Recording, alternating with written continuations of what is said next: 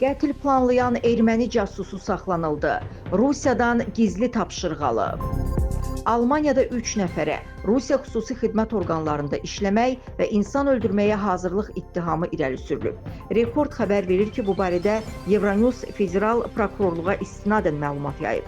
Ötən il iyunun 19-da Frankfurtda xüsusilə ağır cinayət işi üzrə həbs olunan 3 nəfərin Ukrayna vətəndaşı Robert, Ermənistan vətəndaşı Varges, Rusiya vətəndaşı Arman olduğu müəyyən edilib. Onların soyadları Almaniyanın məxfilik qaydalarına uyğun olaraq açıqlanmır.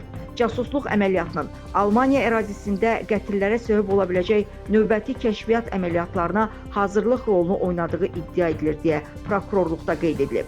Almaniya prokurorluğundan bildiriblər ki, Ermənistan vətəndaşı Varges 2024-cü il mayın əvvəlində Rusiya kəşfiyyatından Almaniyada yaşayan və 2022-ci ildə müharibə başlayandan bəri Ukrayna Silahlı Qüvvələrinin heyətində döyüşmüş bir şəxs barədə casusluq eləmək əmri alıb. Varges bu məqsədlə Robert və Armanı işə cəlb edib.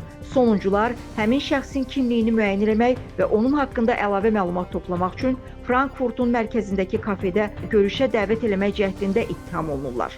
Prokurorlar bildiriblər ki, həmin şəxs daha əvvəl Almaniya polisi ilə əlaqə saxladığı üçün görüş heç vaxt baş tutmayıb.